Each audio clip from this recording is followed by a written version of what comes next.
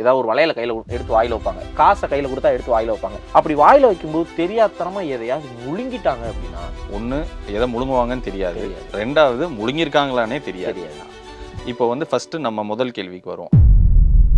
குழந்தைய பொதுவாகவே என்ன சொல்லுவோன்னா, அது சும்மா பேச்சு வழக்கில் நான் சொல்கிறேன், குழந்தைய வளர்க்குறதுக்கு நான் படுற பாடுன்னு சொல்ல மாட்டோம், மேய்க்கிறதுக்கு அப்படின்னு இந்த பிள்ளைகளை மேய்க்கவே முடியலன்னு. ஒரு 6 மாதம் 7 மாதம் நம்ம என்ன சொன்னாலும் கேட்குறது, யார் கூப்பிட்டாலும் போகிற அளவுக்கு இருக்கும்போது பிரச்சனை இல்லை. ஆனால் அந்த அடையாளங்கள் தெரிய ஆரம்பிச்சுட்டு, இவங்க கூப்பிட்டா போக மாட்டேங்கலாம் திரும்பி லேசாக தவக்க ஆரம்பிச்சுட்டு, இந்த எந்த பொருளை பார்த்தாலும் எடுக்க ஆரம்பிச்சதுக்கு அப்புறம் வரைக்கே படாத பாடுபடணும் டாக்டர்.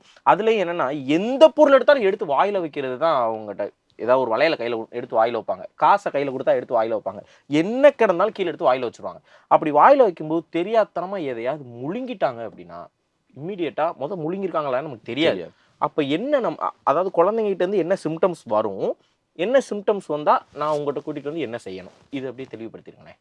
ஓகே, இதில் நீங்கள் சூப்பராக 2 கேள்வி கேட்டீங்க. ஒன்று எதை முழுங்கியிருப்பாங்க, எதை முழுங்குவாங்கன்னு தெரியாது, ரெண்டாவது முழுங்கியிருக்காங்களானே தெரியாது. இப்போ வந்து ஃபஸ்ட்டு நம்ம முதல் கேள்விக்கு வருவோம். ஒரு குழந்தை 8 மாதம் 9 மாதம் ஆரம்பிக்கும் போது கொஞ்சம் தவள ஆரம்பிப்பாங்க. அப்போ அங்கங்கே ஏதாவது கடந்ததுன்னா எடுத்து வாயில் போட்டுருவாங்க. ஸோ முதல்ல பேரண்ட்ஸ் இந்த டைமில் ரொம்ப கவனமாக இருக்க ஆரம்பிக்கணும். ஏன்னா ஏதாவது இருந்தால் எடுத்து வாயில் போடுறது தான் குழந்தையோட நேச்சர். ஸோ அதை வந்து மாற்ற முடியாது. இவங்க கவனமாக இருக்கணும். இப்போ நம்ம ஆஃப் லேட்டாக என்ன பார்க்குறோம், நிறையா குழந்தைங்களுக்கு இந்த விளையாட்டு ஜாமான் வாங்கி தராங்க இல்லையா, இந்த லைட் வர மாதிரி, அதெல்லாம் குட்டி குட்டி பேட்டரிங்கெல்லாம் இருக்குது. குழந்தைங்க என்ன பண்ணுறாங்க, அதை எடுத்து முழுங்கிட்டு வந்துடுறாங்க. அப்படியா? நிறைய குழந்தைங்க அந்த சின்ன பேட்டரி காயின் மாதிரி இருக்கும் தெரியுங்களா, 50 பைசா ₹1 ரூபாய் காயின் மாதிரி இருக்கும் தெரியுங்களா, இந்த லைட்ல லேசர் லைட்ல போட்டிருப்பாங்க. லேசர் லைட்ல இருக்கு, ஹேர் பேண்ட் மாதிரி போட்டுருக்காங்க, அதுல லைட் எரியுது, அதுல இருக்கு, சின்ன சின்ன இந்த ரிமோட் காரோட வாட்சஸ்ல இருக்கு. இந்த மாதிரி நிறைய இதுல கிட்டத்தட்ட எல்லா இதுலயுமே அதுதான் இருக்கு, அந்த பேட்டரி தான் இருக்கு, அந்த பேட்டரி தான் இருக்கு. ஸோ அந்த பேட்டரிலாம் வந்து உள்ள போச்சுன்னா இன்ஜுரி காஸ் பண்ணும். ஸோ அதெல்லாம் கொஞ்சம் கவனமாக இருக்கணும். இப்போ ரீசெண்டாக ஒரு குழந்தை, வெறும் 8 மாதமான குழந்தை, பேண்ட்டில் இருக்கிற அந்த பக்கல் இருக்கும் இல்லையா, அது பேண்ட்டில் துணி காய போட்டு எடுக்கும்போது அது கீழே விழுந்திருக்கு. அந்த பாப்பா எடுத்து அதை முழுங்கிருச்சு. ஆமாம், மதர் வந்து டிஸ்டன்ஸ்லேருந்து பார்த்துருக்காங்க, எதையோ எடுத்து முழுங்குது அப்படின்னு பார்த்துட்டு வேகமாக ஓடி வந்திருக்காங்க, அதுக்குள்ளே முழுங்கிருச்சு. இவங்க எடுக்க ட்ரை பண்ணியிருக்காங்க, வாயிலேருந்து கொஞ்சம் ரத்தம் வந்திருக்குன்னு சொல்லிட்டு இங்கே கூட்டிகிட்டு வந்துட்டாங்க. ஸோ ஆனால் குழந்தை என்ன முழுங்குச்சுன்னு அவங்களுக்கு தெரியல, ஆனால் ஏதோ முழுங்கிருக்கு அப்படின்னு தெரியும். இதை நம்ம எக்ஸ்ரே எடுத்து பார்த்தோன்னே இந்த இடத்துல அந்த பாப்பாவுக்கு அந்த பக்கல் இருந்தது, அது எவ்வளோ ஷார்ப்பாலாம் இருக்கும் இல்லையா, அது இருந்தது. அதை நம்ம இமீடியட்டாக எண்டோஸ்கோப் போட்டு எடுத்துட்டோம்.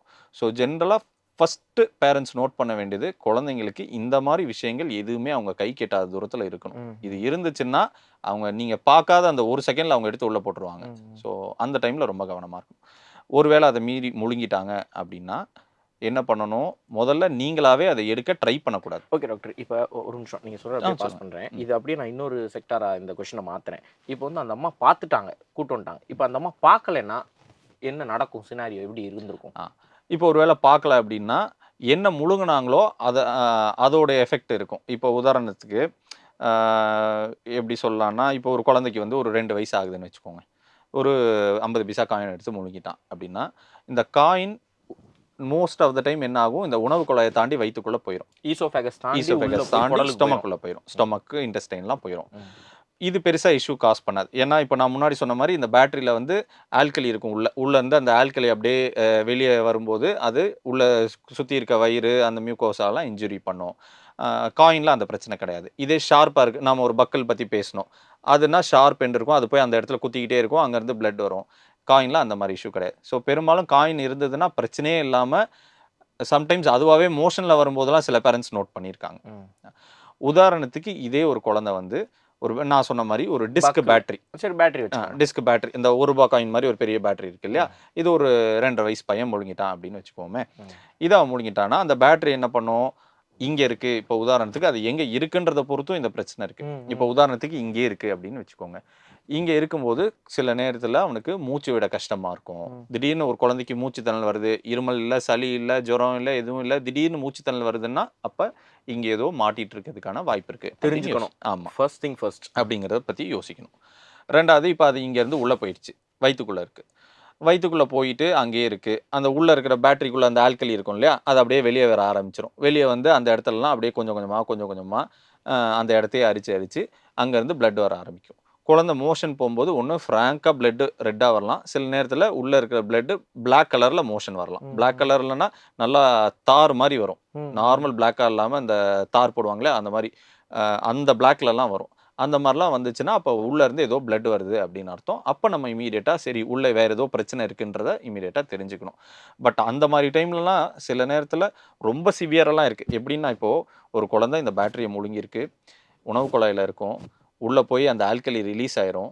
அந்த ஆல்கலி ரிலீஸ் ஆகி அந்த குழந்தைக்கு ஒரு மூச்சு திணறலோட கூட்டிகிட்டு வருவாங்க. ஆனால் அதுக்குள்ளே என்ன இருக்கும், அந்த ஈசோஃபேகஸ் அதில் ஒரு ஓட்டை விழுந்து அந்த ஈசோஃபேகஸ்க்கும் ட்ரக்கியாக்கும், அதாவது உணவு குழாய்க்கும் மூச்சு குழாய்க்கும் நடுவில் ஒரு கனெக்ஷனே ஏற்பட்டுரும்.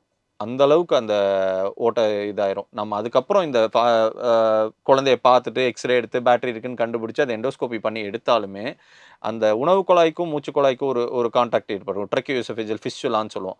அதுக்கெல்லாம் ஒரு ஆப்ரேஷன் பின்னாடி தேவைப்படும்.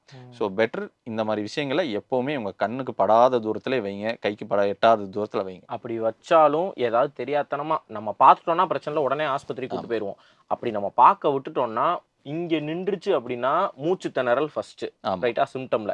அதே மாதிரி வயிற்றுக்குள்ள போயிடுச்சு அப்படின்னா மோஷன்ல பிளட்டாவே வரும், அது ஒரு சிம்டம்ஸ். இல்லாட்டி கருப்பா தார் மாதிரி மோஷன் வரும், அது சிம்டம்.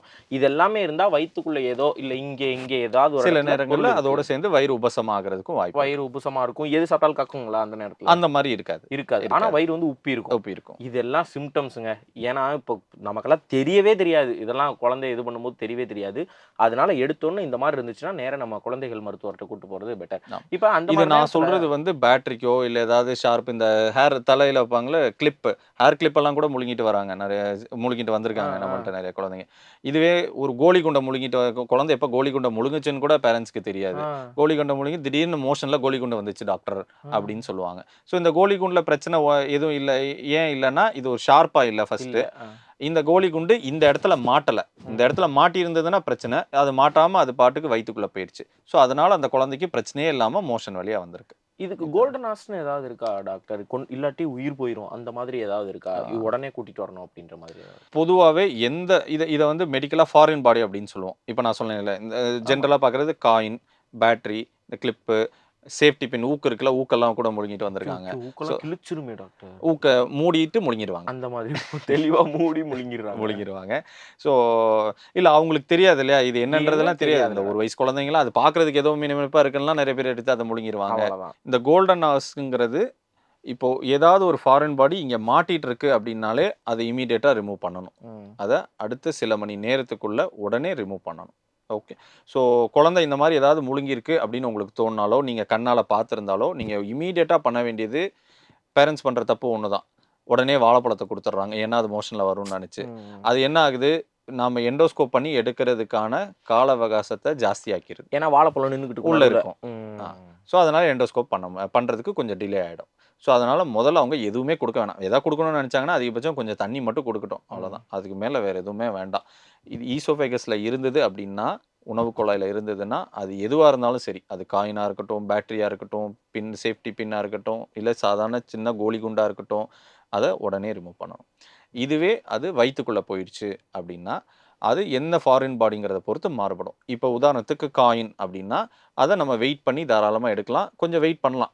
கிட்டத்தட்ட 1 வாரம் 2 வாரம்லாம் கூட வெயிட் பண்ணலாம். சீரியலாக எக்ஸ்ரே மட்டும் 2 நாளைக்கு முறை 2 நாளைக்கோ 3 நாளைக்கோ ஒரு முறை எடுத்து பார்ப்போம். அந்த காயின் மூவ் ஆகிட்டே வருதான்னு பார்ப்போம். பட் இதுவே பேட்டரியாக இருக்குது அப்படின்னா, நம்ம அதை உடனே எடுக்கணுமா அப்படிங்கிறத பற்றி, அது எப்படி மூவ் ஆகுது, இல்லை அங்கேயே நின்றுட்டு இருக்கா அப்படிங்கிறத பொறுத்து அந்த டிசிஷனை எடுக்க வேண்டியது இருக்கும். ஸோ பேரண்ட்ஸ் தெரிஞ்சுக்க வேண்டியது ஒன்று தான். உணவு குழாயில் எங்கேயாவது மாட்டிகிட்டு இருந்துச்சுன்னா அதை உடனே எடுக்கணும். குழந்தை ஏதாவது முழுங்கிருச்சு அப்படின்னு உங்களுக்கு சந்தேகம் இருந்தாலோ இல்லை ஷுவராக தெரிஞ்சாலோ முதல்ல சாப்பிட்றதுக்கு எதுவும் கொடுத்துறாதீங்க, உடனே ஹாஸ்பிட்டல் மட்டும் கூட்டு போங்க. இது ஒரு சூப்பரான பாயிண்ட்டுங்க. இந்த வாழைப்பழம் கொடுக்கறது கண்டிப்பாக நடக்கும். அதனால் இந்த வாழைப்பழம் தயவு செஞ்சு கொடுக்காதீங்க. ஏன்னா திருப்பி அந்த பொருளை சார் சொன்ன மாதிரி ஃபாரின் பாடின்னு சொல்கிறாங்க, எது இந்த காயின், பேட்டரி, ஊக்கு, இந்த விஷயங்கள் தான். இதையெல்லாம் திருப்பி எடுக்கிறதுக்கு அந்த வாழைப்பழம் ஒரு தடங்களாக ஊடால வந்து நின்றுக்கிட்டு இருக்கும். அதனால அது லேட் ஆகும் அப்படின்னு சொல்கிறாங்க. அதனால இமீடியட்டாக மருத்துவமனை கூட்டிகிட்டு போயிடுறது பெட்டர். ஓகே டாக்டர், இப்போ சிட்டியில் இருக்கோன்னா பீடியாட்ரிஷியன் ஸ்பெஷலாக இருப்பாங்க, டக்கு நம்ம கூட்டு வந்துடுவோம். இப்போ ஒரு கிராமத்தில் இருக்கக்கூடியவங்களா இருக்காங்க, அந்த மாதிரி குழந்தைகளுக்குலாம் ஏதாவது ஆயிடுச்சுன்னா, இப்போ இந்த ஒரு சில பேர் என்ன செய்வாங்கன்னா, தலைகீழ குழந்தைய பிடிச்சி இந்த முதுகை தட்டுறது, அது வாய் வழியாக வந்துரும்னு செய்கிறது, இந்த மாதிரியான வேலைகள்லாம் செய்வாங்கல்ல.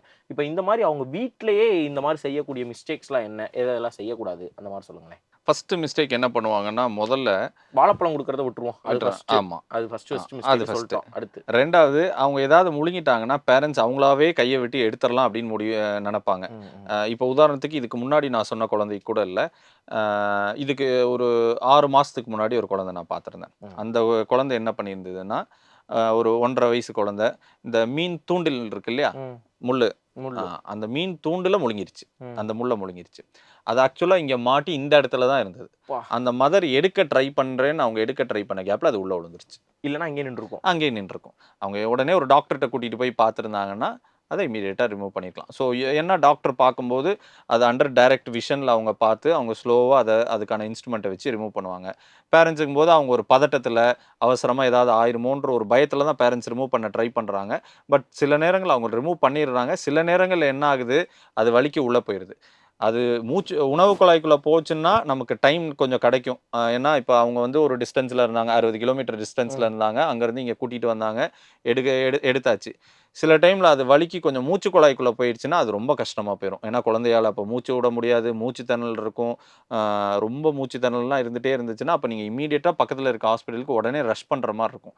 ஸோ, அதனால ஏதாவது முழுங்கிட்டாங்க, இல்ல அப்பதான் முழுங்கியிருக்காங்கன்ற மாரி டவுட் இருந்ததுன்னா, முடிஞ்ச வரைக்கும் நீங்க அத எடுக்க ட்ரை பண்ணாதீங்க. ம், ம். எடுக்கும்போது, அத இம்மீடியட்டா பக்கத்துல இருக்க ஒரு டாக்டர்ட்ட கூட்டு போனீங்கன்னா, அவர் அண்டர் டைரக்ட் விஷன்ல பார்த்துட்டு அவங்க எடுப்பாங்க. ஃபர்ஸ்ட் வந்து நீங்க எடுக்க முயற்சி எடுக்க பண்ணக்கூடாது. முயற்சி வேற பண்ணக்கூடாது. டாக்டர். 2வது இன்னொன்னு நம்ம சாப்பாடு எதுவும் குடுக்க வேண்டாம் ம். அப்படிங்கிற மாரி சொல்லியிருந்தோம். மேஜரா இது 2 பண்ணாலே போதும். இன்னொன்னு சில பேர் என்ன பண்ணுவாங்க, குழந்தைய வந்து தலைகீழா போட்டு நான் தட்டுறது, சொன்னது. முதுகுல தட்டுவாங்க. முதுகுல தட்டுறது, இதெல்லாம் எதுவும் பண்ணிற வேண்டாம். ம், ம். ஏன்னா, இந்த எல்லா டைமும் இந்த ஃபாரின் நாம எதிர்பார்க்கிற மாரி இருக்கிறது இல்ல.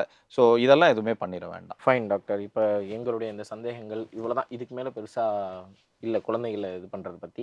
நீங்க ஜென்ரலா ஏதாவது இந்த மாரியான விஷயங்கள்லாம் பொதுவா நான் பார்க்குறேன், தப்புகள் இருக்கு. இதையெல்லாம் நீங்க வந்து சரியா பண்ணிக்கணும் அப்டின்னா, டைரக்ட்டா எங்களுடைய நேயர்கள் கிட்ட லாஸ்ட்டா ஃபியூ வேர்ட்ஸ் ஃப்ரம் யூ. நீங்க பேசலாம்.